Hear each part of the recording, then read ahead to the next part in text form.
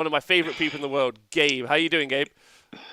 I'm good, mate. How are you? Oh, I'll great. just Great to move be that light so here. you can Great actually see my face. Great to be here. Great to see you. Very happy. My hunker in the bunker has just taken an upgrade today because, as I told you just off air, I've cleaned up the bunker, ladies and gentlemen. It's starting to neaten up. As you can see, some fantastic Mills terrain in the background. So I'll give you guys like a tour at some point. So I'm very happy about that. I'm very, very happy, and I'm very excited to be here. So if you are listening to the podcast, though, please stay hydrated. I know there's a whole bunch of you, and I want you to stay healthy and hydrated, especially in these dark times. And thank you to everyone on the Small Game of Patreon. Me and Gabe were just talking a moment ago about how hard these times are for people. I actually couldn't be here now if it hadn't been for everyone on the Small Game of Patreon or people who subscribe. So actually, especially as I lost a ton of jobs and stuff, but I'm not trying to. It's not a pity, but I just want to say thank you. So thank you. Anyway, let's get on with the show. People who joined us live: Ken, Wargaming Dad, Winner Dave, Gabe. How you been? What's been going on? Mate, I was meant to see you. So close to seeing you recently. I know. We were going to be at Brishammer together. We would have been able to share a couple of beers, but no. Look, in the grand scheme of things, considering all things considered, I'm doing okay. The majority of Queensland and Australia, I think, is starting to kind of get back on top of everything. But everyone that I know is keeping well and keeping healthy, and the ones who are down, we're trying to help get back up. And yeah, it's a wild time to be alive. But yeah, it's a good unifying moment at the moment as we kind of reopen and we kind of establish what the new normal is. Yeah, so I think that's going to be one of the really interesting things. And I was thinking about this morning, you know, when you have your shower think. I was thinking, actually, I've been really fortunate to be able to do the stream streak because I've coursed the start of it where some people were like, we're not even in lockdown yet. And it's like, right now we're in lockdown. And then some places like, we're not in lockdown. Leading up to some places like slowly reducing restrictions in certain ways. Whether or not people think that's a good idea or a bad idea, personally, I think everyone should just stay at home for as long as possible, and we should kill all the billionaires, take their money, and use it for the poor. But I don't want to get political. I don't want to say that. Oh man! But I want the most important part is I want everyone to be safe and healthy, especially the wargaming community, although really everyone. And so it's interesting. You're like opening up. Bradley, my friend Bradley, over from Never Eat Shredded Wheat. That's how I do North Southwest, by the way. I have to go through the process to remember. Western Australia. He's over in Perth, and they've Okay. And they've opened up quite a bit, I think, or they've at least reduced some restrictions so people can play games. Yeah, that half of Australia, so Northern Territory, South Australia, and Western Australia is all pretty much. It seems to be back to normal. I don't know the entirety of how many restrictions have lifted, but like up north has been pretty unaffected, which is good. It's only really the East Coast, mostly New South Wales, because some peanut decided that a cruise ship full of infected people, letting them off was a good idea. So, yeah, most of it's on the eastern seaboard, but we're starting to see that kind of, we got a bunch of days in a row where we've got 0 cases, and yeah, we're starting to get on top of it, which is good. Oh, that's great. Good. I'm sure all 45 people in Western Australia are super excited about being able to get out and go punch a kangaroo or whatever the fuck they do. Yeah, that's it. That was specifically for you, Bradley. I want to say a big shout out to everyone who's just joined us in the chat. Andy Dunn, Ken S, Chris, Scott B, MJ Pegasus, Angle, Diadrin. Hi, Diadrin. Scott B, I will testify, don't you worry. And Hobby Hobo, Kia Aura, got 2 real games in this evening. My butthole may hurt from getting abused by Slanesh and Goon Boss, but fuck it, games. Well, I mean, man. let's talk about it. The Kiwis are fucking sat there laughing. Like, yeah. They don't give a shit. They're just like, yeah, whatever. We've crushed it. No one's allowed into Mordor for ages. Yeah, that's it. Yeah, their KFC's open again. They're living the dream. Yeah, they're smashing it. Well done to everyone in New Zealand. That's great. On the topic of this, and I don't want to be. I'd like to find out more about you and just what you've been up to and what you have planned. but in the kind Yep. of general Warhammer consensus, you're someone who I like having conversations with, so you might be interested. A Oh, 40k thank you. a 40k tournament in Texas just advertised that they were going to have an event this weekend. An ITC 40k event, which promptly, Oh, yeah, I know. I'd like to get you. I'll tell you some of the info. I got to say, I mean, Go on, you go. You go on. You say some stuff. I was about to say, of all the places in the world, of course it's Texas, though, isn't it? that's the most. Yeah. Good on them. I mean, I shouldn't say good on them. I'm not encouraging it, but like, if it was going to be anywhere, it was going to be Texas, wasn't it? Yeah, it's a bit like my brother is a skateboarder, and once he told me he did a story, and I was like, wait, what's the story? He's like, you know, when you skate off a building from one story onto another story across a gap, and I was like, no. No, I do not. Yeah, and I was like, he told me, and I was like, I'm kind of impressed, but basically, I think you're an idiot. Also, a terrible idea. Yeah. Anyway, but Oh, man. the bit to talk about, which I think sometimes we don't maybe applaud specifically this individual enough. So Reese Robbins of the Frontline Gaming ITC 40k like organizer. Reese has been in the bar where I stream from downstairs. Reese has been downstairs DJing for me for like 2 minutes once when I needed a little break. Wonderful man, really is him and the whole crew. But the first thing he did was remove their token. So if you play 40k ITC, effectively you get like a token which like validates your event, like a big thumb up. So if you're a TO who's acting like a wanker, basically, Okay. then Yeah, like, okay. does that make sense? They have a process. It does, yeah. So you have like a badge that's like we're an official ITC event or something like that. Yeah, and it's not overly difficult. It's more you taking it away as a mark of note as opposed to you getting one as a badge of honor, if that makes sense. Oh, I see. Okay, yeah. I'm with you.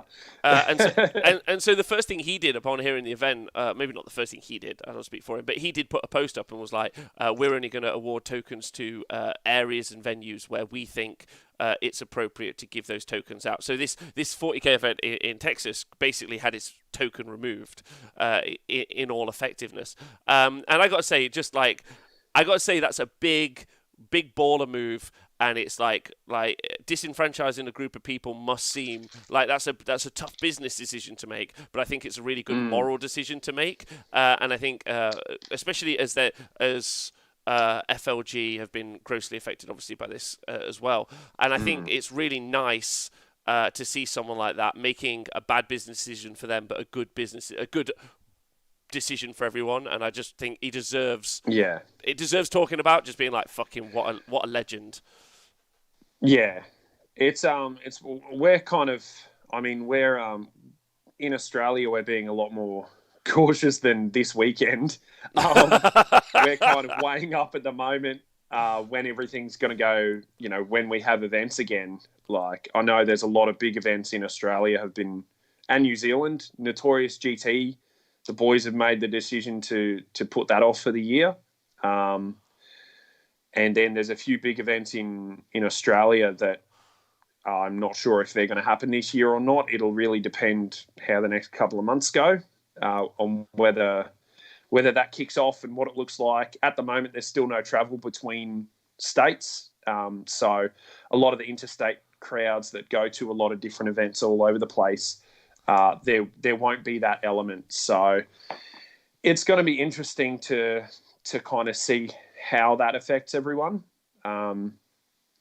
So yeah, we just got to wait and see though. At the moment, it's just a matter of time, and hopefully it keeps trending the way it's trending, and we can kind of find our new normal.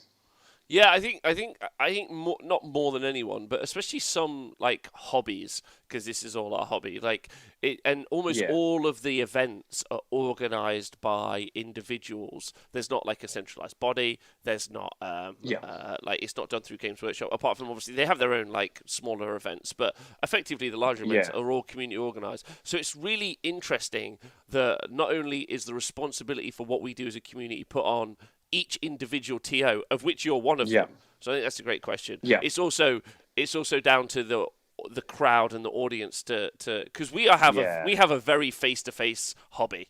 Yeah, we're closer than 2 Very, meters. yeah, We're definitely. specifically 6 feet away at the maximum. Yeah. But more likely 4. Yeah. So, like, how do you feel about that? Like, because I know you organise events. Like, what's your feelings? Are you going to listen to the advice? Like, that's obvious. It seems like the right decision. But like, what are your thoughts? Yeah. I mean, my priority is not being responsible for an outbreak. That would be worst case scenario. But I think it's going to be a matter of obviously we want to abide by all the rules and stuff. But it also depends on reading the room and seeing how the community feels and when the community is ready to start playing those big events again and packing, 30, 40, 50, 100 people into a hall. It's going to be interesting. I'm genuinely not sure. I mean, like my tournament, the team championship, that's been traditionally the first weekend of November each year. That's still a long way off, but at the moment, it's too far out to really say, whether the country's going to be in a position where that's a viable option this year or whether we are on the side of caution and decide maybe not. It's going to be a tough decision to make either way. And I think every TO is in the same position who's got an event planned or did have an event planned this year. You kind of got to weigh up, the pros and cons. Is everything within the rules? Are we being reckless? Are we being safe? You have to ask those questions because that's the world we live in at the moment. And so, yeah, I'd love to be able to throw an event and for everyone to come along and enjoy it and for it to be a healthy, fun time. It's weird talking about like a tournament being healthy, but that's the circumstances. I don't know. Anyone ever got the fucking tournament flu? The fucking cron crud. Oh yeah, that's true. That's true. Yeah, there's been a few of them. Yeah, that happens more, like very definitely. Yeah. And I don't want to throw you under the bus with that question because that's a real tough one. No, not at all. Not at all. It's a super tough question and it's a super tough subject. Yeah. And I generally am trying to avoid it on the Stream Street shows. It was an interesting thing that came up yesterday. The criticisms were pretty thick in the comments. I'm not going to lie to you. It was a really fun read, and then it got shut down because of course the thing that you're talking about there is follow the rules of your local government. But what if your government is run by a potato? Like that's a real issue. And I think it's going to be down to the individuals that we all have around the world and our local communities. So it's a super tough one. I want everyone to be safe. Yeah, I think it's one of those things. Again, it comes back to just because you can doesn't mean you should, kind of thing. Like when the rules get lifted and stuff, it's like okay, just because someone in our situation in Canberra says, "Oh, everything's good now, go back to it." It's like you still got to, you still want everyone to feel safe and to feel comfortable and stuff. And sometimes that might take a while to come back. We don't really know yet. So. To be fair, you Aussies, like the CanCon was held where there was a forest fire at the airport the day before. Yeah. Like people are driving through fucking smog for hours. Yeah, like half the country's on fire. You've got no bats left. It's a terrible time. Oh man, it's so easy to forget how. That was this year. That was only this year. That was.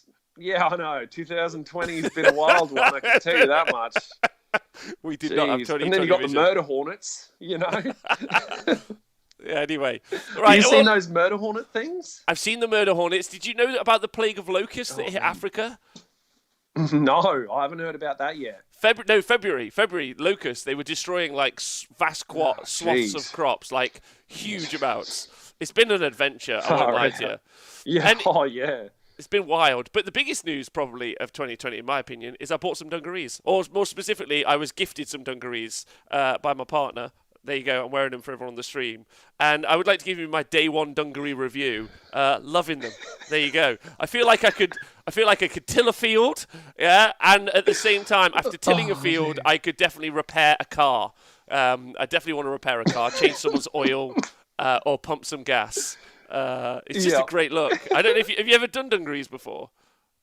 Not since I was a kid. I would have been like 4 or 5 last time I wore them.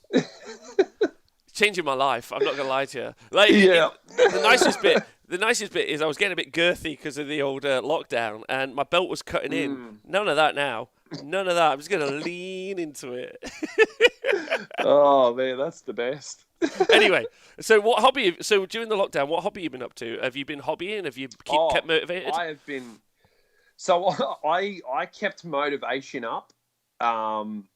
Basically, when it all hit the fan, I was like, okay, well, there's nothing to do out and about. So I'm going to work my way through a backlog, and I started an isolation army. I'm doing a Nurgle Slaves to Darkness army. And I've painted, I think, about 60 models, 65-ish, around that mark while all this has been going on. So I've gotten a heap done. But the fire's been a little bit low this week just because, I mean, there's some work stuff going on as well, but mostly it's just been, I've been powering through this Chaos Army. And now I'm just, because we have no events and no deadlines, I don't need anything on a schedule. I'm just picking models at this point and painting them because I can. Like, I'm painting up is it going to show up? A Hell Pit Abomination at the moment. Yes. Who knows why? Like, this is for a Molder army that's probably never going to see the table. But it's just something fun to paint. I've just been kicking into cool models, and I painted some squigs.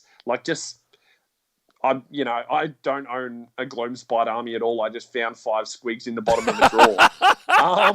So I've painted them up, and I'm like, yeah, you got them done. But I'm actually really enjoying the. Sorry, you go. No, I was just wondering if you look down the side of the sofa for some random models.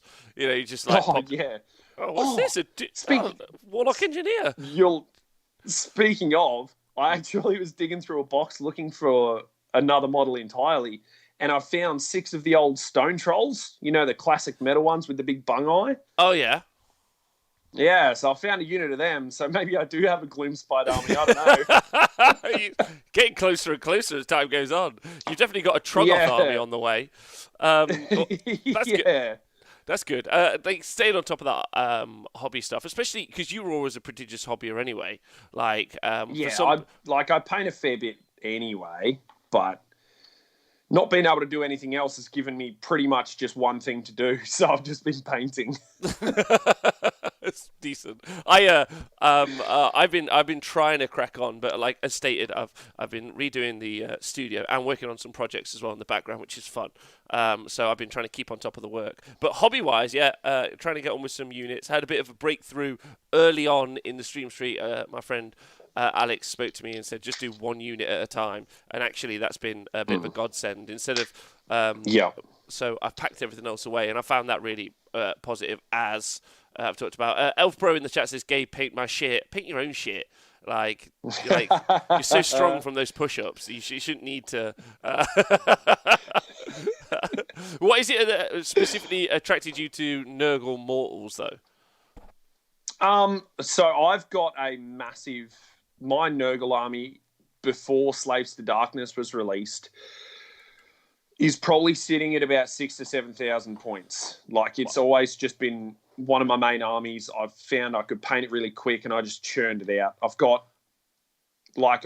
don't really play anything other than Chaos except for my Iron Jaws, which I painted up as a bit of a challenge to myself.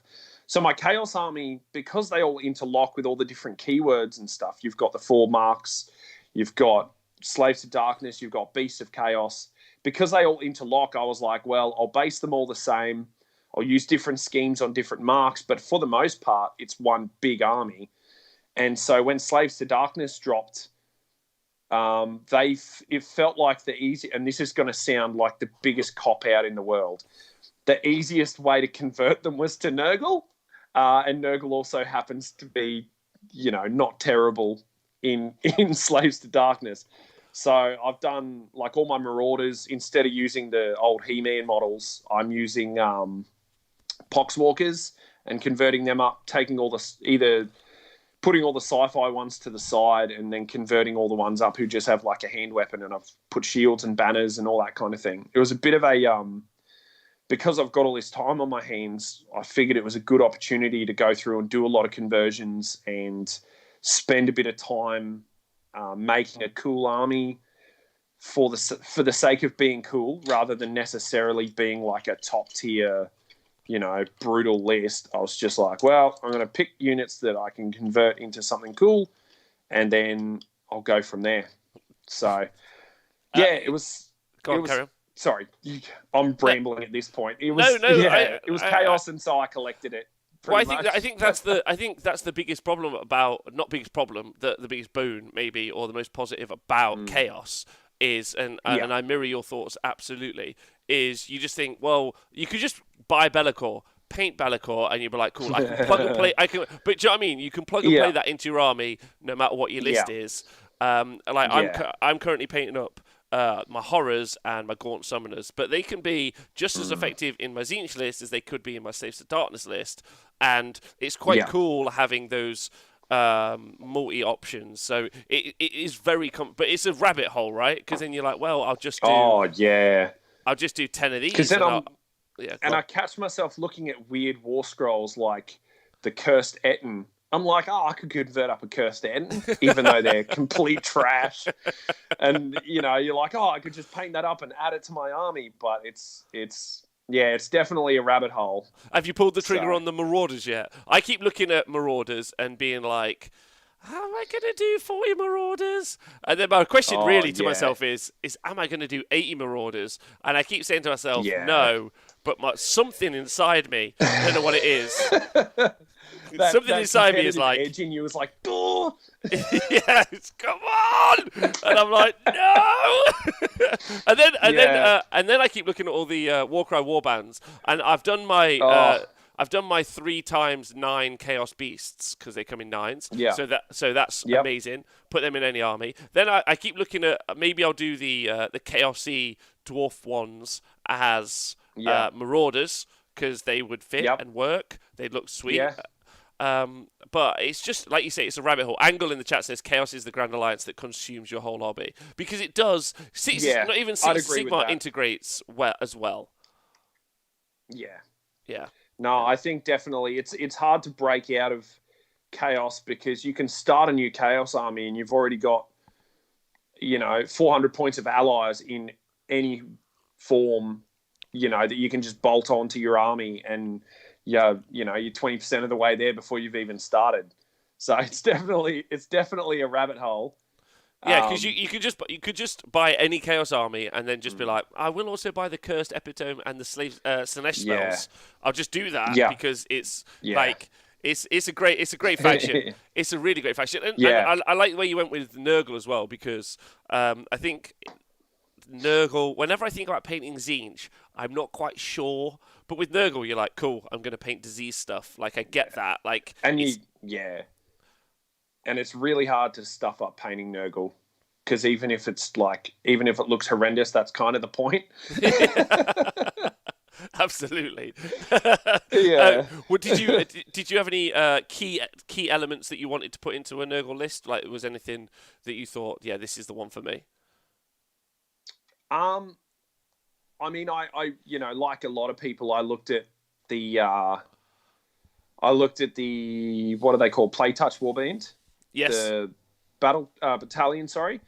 And it was kind of a matter of finding out what units fit into that around the other stuff, because my target legion, at the moment that I'm working on is Kabbalists, which is the wizard one. You can basically sacrifice friendly models and get huge buffs to your casting and stuff like that. So I'm building into that a little bit with things like Be'lakor and the Gaunt Summoner. But other than that, I'm pretty much, again, because I don't have an event to build towards or a list to paint or anything like that. I'm literally just picking a unit that I like the look of and I'm painting it. So I've done some Marauders. I painted up the Crocodile Lord, the Karkadrak.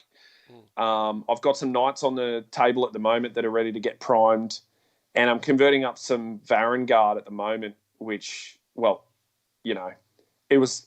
I'd be remiss if I said I was converting them up. Blake Kerwick did a killer job converting some guys for me to do some Nurgle Varangard. Blake did a thing. All right. Blake, I get Blake to do conversions in most of my armies now. Ever since he did my Skullcracker War Engine, that's pretty much got me hooked. So I get him to do a fair few conversions now. But sorry. No. Absolutely nothing. I'm just getting. I think I'm getting an emergency call midstream. That's quite awkward. Anyway. Yeah, and also you don't have a bunch of terrain to do you? Because normally you would be doing terrain for events. Yeah, exactly. So I've got like 2 tubs of terrain that, well, it does need to get painted for the next event, but who knows when that is. So that's kind of been put on the back burner. But it is a good little palette cleanser as well, especially when you start feeling a bit of burnout. That's one thing that I do is if I feel like I'm starting to get tired and feel like I'm getting worn out painting whatever the unit is that I'm doing, I find picking up a bit of terrain or a couple of bits of terrain or some scattered, some barrels, it doesn't matter what it is. Because terrain is typically a lot less detailed, a lot less involved, it's easy to smash it out and kind of put a W on the board and kind of get that drive back. Because sometimes it can feel like, certainly with bigger models and sometimes with big units of infantry and stuff like that, you can feel like you kind of hit a bit of a trench, and that you crash your car into a trench and you can't get out.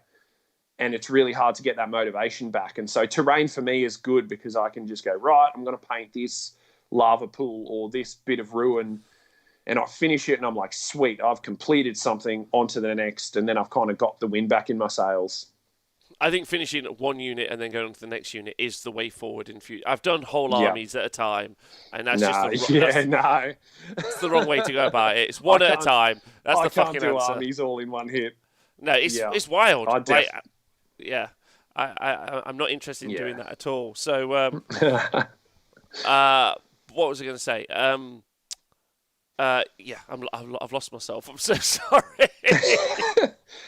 Okay, here's one for you. Speaking of Slaves to Darkness, do you think that, because my favourite models in that range at the moment is all the cultist troops and the big monster dudes from Warcry, right? Yeah. Do you feel like it's a missed opportunity that that the Untamed Beasts are pretty much the only, I guess, good, quote, unit out of those? And do you feel that they are, or am I just looking in the wrong place? No, well, okay, I'll go look for you. The Untamed Beasts are particularly good, but you can replace that with Ungor Raiders. Talked about this a ton. You can, but yes. Sorry, it turns out it's not an emergency. I just ordered loads of boxes and it went to my house. Okay. So everything is fine. Go. Everything's fine, everyone. Don't worry. It's very rare I get an emergency phone call mid show, so I was a bit panicky. It's all good. Okay, where's the Warcry stuff? You can't search for it as Warcry, can you, on the app? No, it's just in Slaves to Darkness now, as just normal units. Sorry to do this to you. No. Oh no, it's easy peasy. The ones that stand out to me is I do think a ton of them are rubbish, but I think if you do Furies, I don't know if you've seen the Furies because they're not Slaves to Darkness. Yeah. They come from the Warcry set, right? Yeah, correct. They're in Slaves to Darkness as well. Oh, okay. Okay, so the Furies... they're a standout unit. Yeah, standout. But, like, things like the Raptor X, which are the little, like, murder chicken things. Yeah. So they don't have fly, which is weird because, like, a good half of the model is wings. And it's just weird things like that where I'm like, there could have been a lot more flavor, I think, put into the book. I don't know. There's just models that I want to put in my army that I can't make them work. Oh yeah, is like what it comes down to. Like if you look at the rules for the new elves, like if you look at the Light of Altharion, Ooh, yeah. and then if you compare that to and if you compare that to an Ogroid Mimrodon, yeah, you're like, are you two on the whoever wrote this? Are you on the same planet? Yeah. Like it's wild. I completely understand because Ogroid Mimrodon is a gangster model. Oh yeah, easily the best model out of that new release.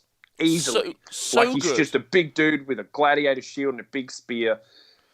Yeah, but yeah.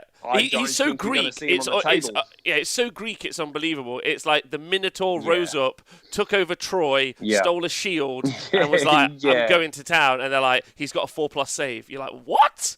Like, what the hell?" Also, actually, Warmaster, good point. Warmaster in the chat is just pointing out that real chickens can't fly. So. Oh yeah, I mean that's a valid point. Damn you, logic. That is a good point. That is a good point. Right, thanks for getting my back there. I'm back on track now. Don't worry about it. We've talked about this a little bit before. I think that there aren't really loads of options. The thing for me is if I was going to collect any of the the Warcry stuff, I would just collect it and stick it on the wrong bases and have it as Marauders. Like, why you wouldn't want 40 Iron Golems, then be Marauders, then 40 Corvus Cabal? Like, or you could just buy the fugly Marauder models. Like, the only way the Marauder model is acceptable is if you turn up in like a BDSM sort of like leather top, and you just role play. You just like me and the lads, After this, we're going to a sauna. Right, like it's just they're just the worst. Man. So I really, because that's what I was thinking. I'd like to do maybe either the Splintered Fang or Corvus Cabal, and maybe get 40 of them and do Marauders because they're so good. Yeah, that'd be cool. Yeah, the models are amazing. Like that's the thing; those models. I'm looking for any excuse I can to put those models in my collection. Yes. Because they are unreal. And Cypher Lords, they're another good one. Really good. Just put them as Marauders. Like that's the answer to doing Marauders, I think. And no one's going to complain. No one's going to be like, "Oh, you've got really pretty Marauders." Like whatever. You would hope not. Oh, 4Tracks just picked up some of the objective markers. I'm glad. Big shout out to our man James Powell, who's been sending the objective markers all around the world. So, Gabe, what do you think about the new elves? How do you feel about them? Oh, okay. So when they first released them and they showed the archers and the cavalry and the spearmen, and I was like, okay, I get, like, elves have never really been my thing. I understand that some people are super into high elves, and that's cool. But for me, when those first range came out, I was like, well, this is all a bit bland. You know, if Realm Lords were a flavor, it was wholemeal bread. You know, that was my thought kind of thing. And then it took like a weird left turn into Crazy Town, and they started releasing all the cow stuff. Yep. And I love it. I know people hate the cow stuff, but I think it's unreal. I think it took an army that could have been really boring, and it took it just in this weird bizarro direction where all of a sudden it had this whole unique theme running through it.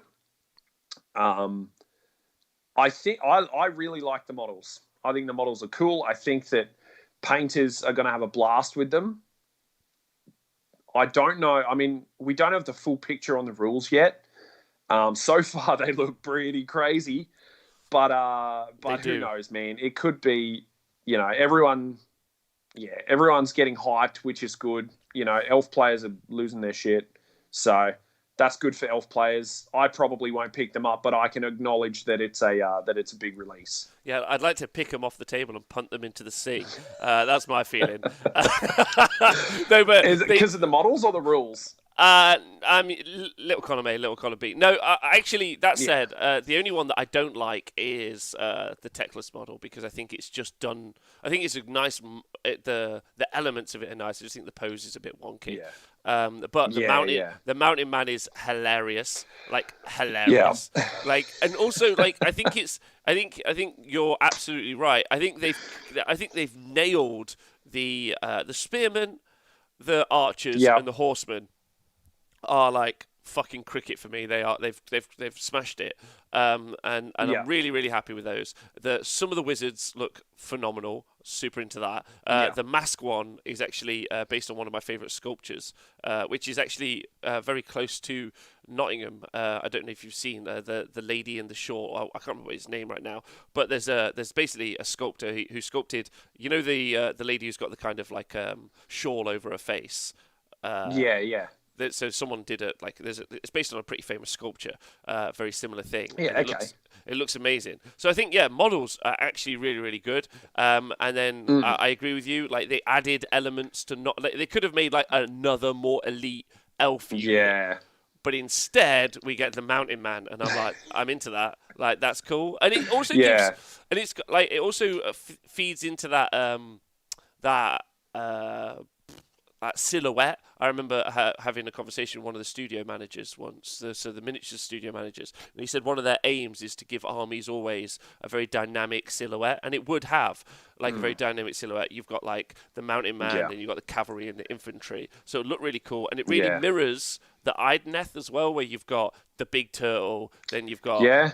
the cavalry, and if you look, it's got that same sort of like profiles, which is Yeah. cool. The same as. Yeah. Okay. Yeah. I'm with you. But the rules sound Yeah. like No. they I suck. think it was. Oh. Tell you, okay, so I'm on board with most of the rules, right? Like I get the double activations and stuff. That's all part and parcel. Everyone's got a kind of a way to deal with that. The only rule, and I know that the Light of Eltharion, he looks like he's just a mental case. Like he just looks like a auto include by the looks of things. But the one rule I really, really don't like that they've released so far is those Hammer Bros being able to move enemy models. That has a Really? massive impact on the game. At the end of the combat phase. Yes, I do not like that at all because I think games are won and lost in the movement phase, right? Like positioning on the battlefield, all that kind of thing. If you get to the high level, you're talking about like, inches and half inches and, toe tapping and all this kind of thing. And being able to just shove models, I don't know. I'm not sure. It depends. And this is the thing. We don't have the whole picture yet. So this could just be me, overreacting. But I don't know. I just don't like the idea of being able to shuffle other people's models. Yeah, well, I mean, if that makes sense. They wouldn't touch it, right? Someone says you move back 2 inches. Oh, no, yeah.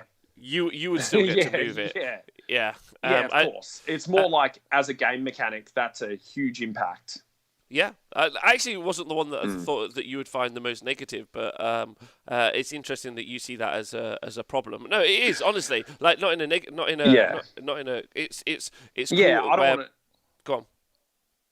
No, I was going to say, I don't want to, sound like I'm moaning or have a go at the players who are using it. Like, by all means, if it's in the book, like I'm not having a go. It's just like that's a new element that we haven't seen before. Like being able to move your opponent's models with a game mechanic isn't something. Have we seen that before? Well, so Owen in the chat says that it's unprecedented. Like, but Elf reckons that's the word. Yeah. But Elfbro reckons you can do it in Khorne. But actually in Khorne you can make the units move towards you. You can also obviously do that in Beast of Chaos with Devolve. Yeah, that's true. That's true. I stand corrected. But the ability to push people off objectives, like Owen said, is massive. And we're still waiting for the Giants to be released where they're able to kick objectives around the board. Oh, yeah. Has that been confirmed? That kicking objectives thing? It's been like 90% confirmed. From Has the it rumors, really? Oh man, I thought that was I thought, yeah, because I thought that was just someone was wish listing on the internet. I didn't realize there was any truth to that because that's amazing. But yeah, like I mean, saying in the chat, the timing is pretty key because like you charge onto an objective like that they're holding, and then just if you're able to push everyone away 2 inches so that your 3 guys who are left hold the objective versus the 30 guys are outside, it is a big deal, especially when it looks like the army is going to be very resilient to damage. But which is different for elves, I guess. Yeah, like what the fuck? No. Sorry, I was like, wait, these guys can take a hit. Yeah, that makes little sense. They more should be like quite evasive and hard to hit as opposed to. I don't get this. Yeah. I've got 60 grots, yeah, and they're hard to hit, right? And you're like, okay, there's tons of them and they're slow as hell, right? Or I've got an elf in armor, yeah, easy to hit but made of stone, yeah, and there's a dwarf nearby. Like, am I a joke to you? Am I a joke? All the dwarf players are just sitting in the corner sobbing into their beards. Oh like, man, am I some sort of salty joke at this stage? That's the best.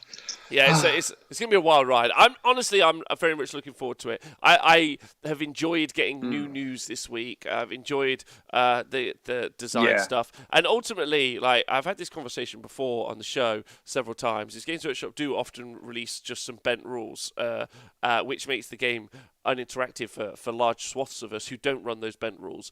And we've all picked and chose when we've decided to do it and not do it, but it's a fun game, and as a group, we're able to mitigate it well enough.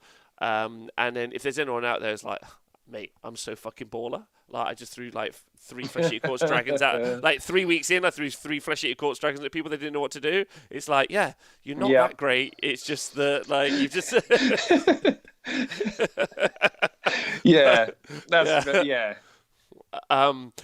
think it'll be good.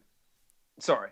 It'll be good adding, like, I think it'll be great having new armies because I actually think the game's in a really good spot. Yes.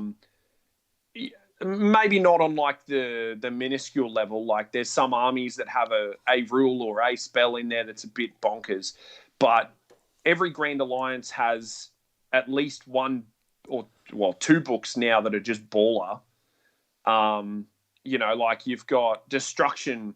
For so long was a bottom feeder, same as Death for a long time. Like we forget before Legions of Nagash, before Flesh Eater Courts, before the second Flesh Eater Courts, they were pretty irrelevant. And now you can go to a tournament with any Grand Alliance you want and you're going to be able to contend. So I think the game is in a really good spot. And I think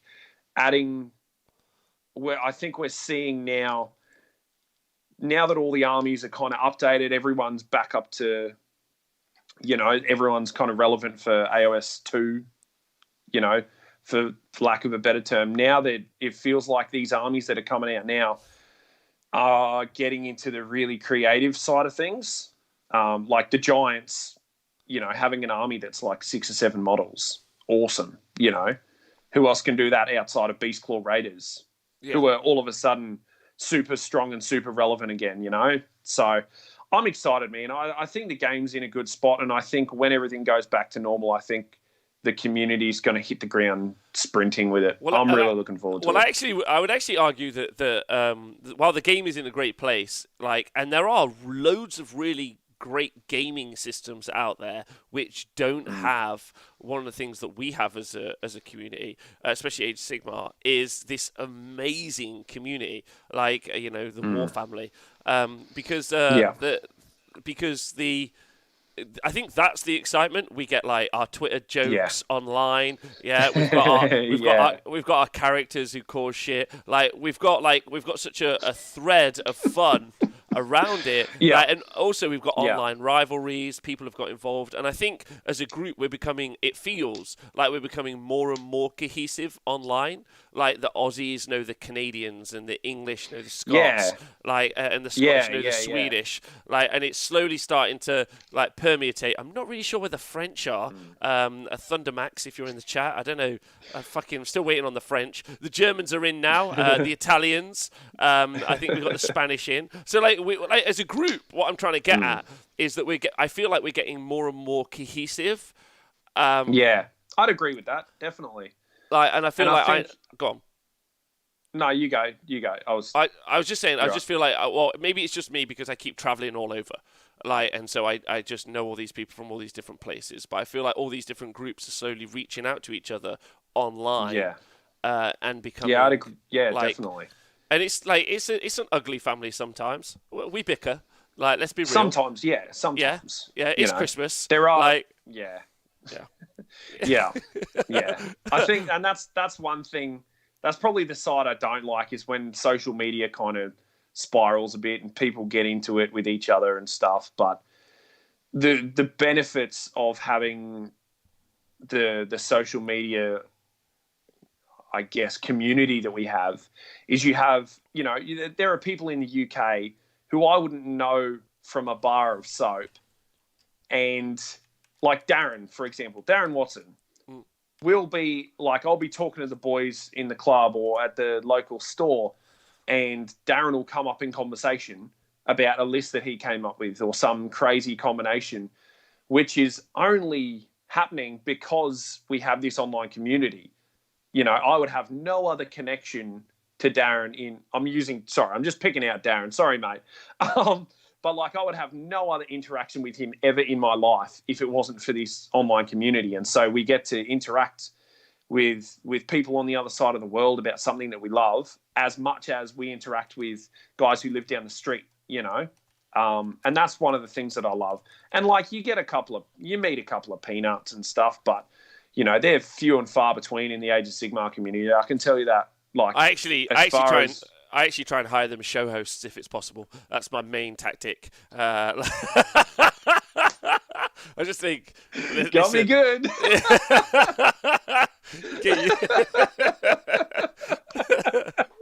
What happened to the Dutch? Man. The Dutch are in the house as well. There's all sorts. I think you're right. I think that one of the ones I always mentioned is good old Bill Sousa, right? Like everyone out there, and that's how initially I started to get to know the Aussies more. It's like, you guys are just running wild lists and just being yourselves. I'm like, yeah. I was like, I need to know these motherfuckers, and as I've got to know you, I'm like, I can leave them. No, I'm joking. Like, wonderful people. And then and that's where I think as a group it's gonna. I think that's why no matter what happens over the next year or so, to kind of like bring it back to the conversation at the start, while it's going to be a while before we have these really big events or we start traveling internationally again, which I think is the right decision and all those other things, I still think as a community we're going to develop this this hilarious kind of like grouping, or I hope, and some people are going to get out of it for a bit and then they're going to come back. But I want it to be like inclusive and waiting for people when they want to return. I want it to be alive and thriving, right? And I think it is alive and thriving. We were Age of Sigmar especially was fucking skyrocketing last year. Like, numbers at events were just massive. Absolutely. Massive. Like, compared to the year before, just growing, more and more people getting into it. And I think it's a shame that we've hit this bump, but it's exciting to see the future. No, that's definitely true though. I think it's going to bounce back. Like, if I was a guessing man, I would say it was going to bounce back pretty strong, considering the last year that we've had. Like, in Australia, we had some huge events last year, and whether those events, like, there's a couple, like Brishammer and Sydney GT and teams were all pushing that 100 mark. And then CanCon is a different beast entirely because it's on another level. But seeing those tournaments kind of growing, and Notorious was like 70 or 80 players as well over in NZ. And I don't think it's going to hurt the community once we get out the other end of this. I think everyone's kind of probably a bit more united and a bit more appreciative of events, because it's so easy to take tournaments for granted. And I've done it too. Like, I'm guilty of it, where you rock up at a tournament and it's easy to forget how much work someone's put into making it run, and you can get a bit carried away with it. But then having all this happen, I think it's put in everyone's mind. They've realised how much we can't take, our local TOs for granted. Like the Brishammer boys, for example, they put in a ton of work. And then like 3 weeks before they had to make the call, all this has happened. And, that's put them in a spot where they had to tell the community, look, this is not going to happen right now. And everyone was on board with it because everyone's like, they've got a great reputation in Australia. And everyone knows that when they do run it, it's going to be a killer event, but that we just have to wait, and that's part of it. And I think there's plenty of momentum still. I think people are just, chomping at the bit to get out there and play games at events again. But we all know that it has to be in the right time, I guess. Yeah, I mirror that sentiment. I think one of the things I've just done recently is I've written a tournament pack, right? And writing it knowing that you have to account for every nugget question that's ever going to be asked, and at the same time, being really conscious that 0 fucking people are going to read the pack is the most frustrating experience of my entire life. I was sat there like typing. I was like, "Fuck you, dudes! Why am I writing this?" Just like, don't throw up on yourself. Real simple stuff. If you're too drunk, sleep under the table. Like, so that's my personal experience. The fact that no one will ever read the pack is always one that will stress. But yeah, and so having gone through that, and obviously been to a load of events as well, seeing how upset Clinto was at CanCon this year when the TO software wasn't working well, having been to other events where they haven't been able to manage food not because of them, because of maybe people they hired in, or specifically because those TOs have mismanaged an event. So it's been a wild ride for me, being at a bunch of these events, working quite closely with TOs and understanding what goes into it, and knowing that most of the time, all that the TOs ever want is people to have a good time. I'm hoping that it's going to be something that people do appreciate more in the future. But, you never know. I also, Joe, my friend, here's a hot button question for the end of the show. And I'd like you guys in the chat to answer. I'll see what some of the guys are writing here. People that like read tournament packs. Yeah, that's correct. Anyone who reads the tournament pack generally tends to win.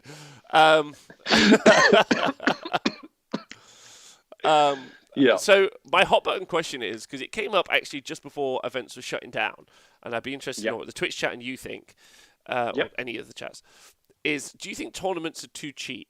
And the ticket price is what I'm talking about specifically. So there's obviously conversations about food being included, like information, like scenery being included, a whole bunch of other stuff. Like, do you think that events are too cheap for like what they put on, like a 2-day weekend? Now, because obviously, like a weekend away is expensive. Normally, the biggest expense of going to a tournament is the hotel and the travel, and not the ticket price. Yeah. And I wonder what you think. Yeah. Okay. So in Australia, the majority of events charge about, like, if it's a 2-day 5-game event, the kind of status quo for a long time was $50, right? So you're paying $25 a day for basically an organized event of entertainment. A couple of events like CanCon, I think, was 65, and Brishammer went to the same. And I'm not sure what Sydney GT was, but I remember vividly Brishammer put up a full post saying, look, this is why we're up in the price. And man, I'll pay $65 for an event like that. That's dirt cheap when you consider going to the movies with my wife with dinner will cost us, well and above that, and that a movie goes to 2 hours, I think it's hard because you don't want to price people out because it is a big time investment as well. Like for me, I know that my biggest challenge for tournaments is not the ticket price. It's getting 2 back-to-back days of of free time, basically, 2 kids and a wife and a job and all this kind of thing. That's the challenge for me, is the cost in time. So dollar wise, I don't know, man. That's a tricky one. Like, I think $50 for a 2-day event is cheap. Yeah. Like I'd happily pay $50-$60 for an event and not have any issue with it at all. But it depends, because I've been to I've paid I've been to some events where I'm trying to be diplomatic and not throw anyone under the bus. I've been to events where I don't feel like it was worth the money. Yeah, that's completely fair. I think like the way that I look at it with teams particularly, that's the only event that I have any experience running. But with that, I'm like, I want people to feel like they got a bargain, if that makes sense. Well, so I think one of the things to talk about is, and the reason I asked the question is because I saw both Wallmaster and OJ in the chat talking about the Dutch GT, where I don't know if you saw some of the pictures. Benjamin Savert ended up winning that with Bone Splitters, but the pictures, Mark Wilson, Owen, those guys all took like a road bus over. It was very like Euro trip. I half expected them to get lost in a red light district somewhere near Paris, but they went there, and the food was insane. The venue was insane as well. Like, it was really, really nice. Yeah. Whereas if you go to a Games Workshop event at Warhammer World, now it's at Warhammer World, so do you pay that price? Maybe if you're local, like I am, it wears a bit thin eventually, especially the Realm of Battle boards, incredibly tight spaces. And most importantly, the food is, I would describe at best, really fucking poor. And I just did the conversion for you. So normally it's 65 quid in England for a Warhammer World ticket price. So that's $123 that you guys would be paying. For the ticket price. And I know there's conversion rates and all sorts of other stuff like involved with the maths of things, but I would say somewhere between, we have cheap events and we have more expensive events. But I think the thing that Owen's saying in the chat, and I think I agree with on a personal thing, would be I'd happily pay 20% more on average ticket price for slick organisation, decent food. Because I think that's one of the ones that I can struggle with. I remember being at the LGT, and at the LGT, there was such a wait for food that some people didn't get food, and it can be quite hard. Like when you're, like you say, you're trying to deliver what seems to be a respectable price versus having to manage costs. Definitely. And I think it's a great convo to have, for people. I don't think people have ever really brought it up before, or no one's ever wanted to have that conversation. No, sure. Well, that's the thing. Like, for me, it's always, I've never questioned that kind of, in Australia, that $50 mark. I've never questioned why it was not lower or higher. I was like, oh, that's how much tournaments cost. Kind of the market kind of set itself there. We typically don't, like, I've not been to a single event that caters food at lunch. That's not really something that happens in Australia. I don't know, or not that I've been to anyway, where it's included in the price. You kind of just forage your food from wherever you can find it. Whether that's at the venue or you go down to KFC and McDonald's or something like that. But yeah, I don't know. I don't think people have too much of an issue if they know that they're going to get what's expected. Like if they know that if I'm paying a higher price, my expectations will be a little bit higher, or the event already has a reputation where they can up the price. They might bump it up by $10 or $20 or whatever. And you'll be like, okay, that's fine. I know what I'm getting, and I still think that's well worth the money, So, and there's also a conversation to be had about size, right? So if you look at something like the LVO, or CanCon, for example. Like LVO is a better one because CanCon it's done a bit weirdly. Clint, all the money goes to the actual organisers, and Clint gets some of it back. Like it's a bit odd. But LVO, for example, has basically got, we have unlimited tables. We want to sell as many tickets as possible. Whereas Whereas if you're running like a certain event or you have only a certain space, in England, space is normally the issue. So if you're Yeah. like the most we can manage is 60 people, but we want Yeah. 150 people to come, then the price goes. Yeah. Then the price should go up because I'm not rich, so I don't want things to be expensive. Yeah. Like that isn't the case. I want it to all to be free. So we'll start there. But I also think that tournaments could do with having more money invested into them so that they deliver a better product, because that will stand out. Anyway, that's what I think. Some people say in the chat, if you charge more, then people will expect more. But I think the point of charging more is so that you can provide more. That would be my argument. Yeah, I don't think they're far off the mark. Like, I think if you are paying a premium, that you do expect a premium event. But I also think I'm trying to. Sorry, I started that sentence before I knew where it was going to end. What was I trying to say? It's like, I think if as a TO, I think if you're charging a premium, you have a responsibility certainly to deliver an event that people feel like they're getting their value, feel like they're getting a bargain. You know, like, I think, and from I've only run. Like, I've run teams, the team champs, I've run that twice now.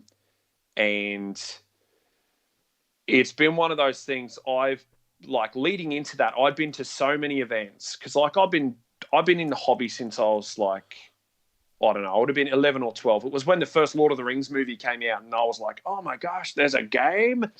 So I've been in the hobby, and then they kind of suckered me into all the other stuff. They got me good. But for me, like, I'd been to so many events and I'd kind of taken note over those years of, like, I'd been to really good events, I'd been to really bad events, and I spent a long time planning teams before it happened. And I think TOs have I think they do have a responsibility to put their best foot forward and to put the time in. And I know that it is a big ask, like, and a lot of TOs, myself included, make next to no money out of tournaments. Like, I came out of this year's teams with $18. You know, that was the profit margin, I guess you'd call it. And so I think it is a lot of work and it is a labor of love. And I don't think it's for everyone. I think there are people who it might not be their strength, or, you know, they might need someone else on the team to kind of, like, I have people on the team who help me with teams, Ty in particular, and he's a technology wizard, and he is crucial to that event running as it runs. But I think, I don't know, I'm rambling a bit here, aren't I? No, I think the reason that I brought it up is because you started off by saying, I hope people appreciate TOs. Oh, Shadowhammer, thanks for donating 100 bits. We love you, Gabe, for all the hard work you do. I think one of the things you said, thanks, mate. you hope that people appreciate TOs more, and then I was like, well, a direct way to appreciate TOs more is to give them more money.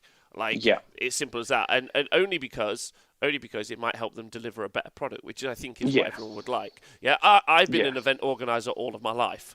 FYI, like for nightclubs. So it's a pretty easy correlation for me. I would do X amount of advertising, I would try to get X amount of people, and I would pay X amount of wages on the day. There was I've been through this process thousands and thousands of times at this stage. So I completely understand how TOs feel. So like a way to support them. I mean, it's a bit of a moot point now anyway, in a moot conversation. Like, because of the work in the current age, yeah. But I also think it would be a good conversation to have, and maybe it might start a conversation for when we do go back and when people do start to do things. Yeah. And I think it is a bit of a balancing act, because as a community, you do need to support your TOs, but I think in the same line, your TOs need to be respectful of the community and not take the piss and not try and gouge them for cash and all this kind of thing. So I think it is a bit of a balancing act, I think. And I feel very fortunate to live in a community in Australia and in Queensland. I mean, that's where I live, so that's my local community, and we have a very healthy community that is very supportive of events and supportive of TOs and stuff like that. So I'm very thankful for that on both sides of the fence, whether it's attending or running events. Yeah, I think everyone in the community is wicked. And like Angle says in the chat, few people have the drive and capability to arrange and hold a good event. They should be treasured. It is a lot of work. It is. Snake Daddy in the chat says, can't wait for that first pint at Teams event, Gabe. It's on me.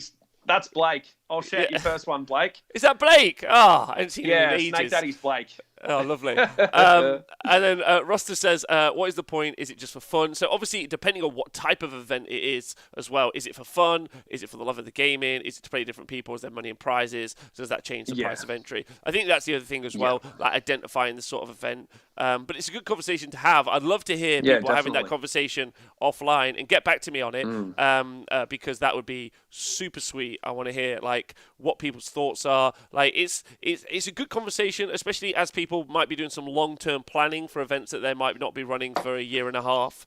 Yeah, so they've got time to really absorb that. And I hope also it gives, if you feel really negative about it, but I also would like to hear just people's fair cop. Like it's 70 quid for a ticket, but I'm going to get dinner and it's going to be organised to shit. Brilliant. But space in the UK it's weird because space is a premium. Like that's the real issue. Like it's because the Queen's down the road. She's always like fucking making the foxes run around or whatever else she's doing. So it just gets in the way. All us paupers just got to live in this like 4 houses. Oh man. Right, we're going to close it up for the day. But it's been a pleasure talking to you. Mate, it's always a pleasure. I'd love to hear more from you soon. Thank you to everyone who's joined us live. Sorry about the middle of the show. Turns out it was just some boxes being delivered, not a grand emergency. So I'm happy about that. I live another day. Big shout out to everyone who's joined us live: Elf Bro, Roster, Angle, Snake Daddy, Shadowhammer. I see you all. Thanks for being here. You guys are wonderful. Jack. Thanks for being here. If you listen to the podcast, please stay hydrated. And of course, I literally couldn't do it without any of you being on Patreon. So thanks loads. Gabe, you got any shout-outs you want to do before we get out? Anyone want to say big love to, big hollers? Oh, just all the Australians. You guys are all doing well. We're doing well against the Rona, and I look forward to playing you all again soon. It's going to be awesome. Fuck yeah. Yeah, brilliant. All right. Well, you guys have nice a great... broad... Yeah, nice everyone. Broad statement. Everyone. As long as you're inside Australia... Just the whole country, yeah. My love to you as well. And I'll also shout that out to everyone outside of Australia as well. Yes. Inside and outside. But weirdly, not anyone in Paraguay. Fuck those guys. Don't know why. I'm just picking it. If you know anything about my geography, I don't even know where Paraguay is. So, right, okay.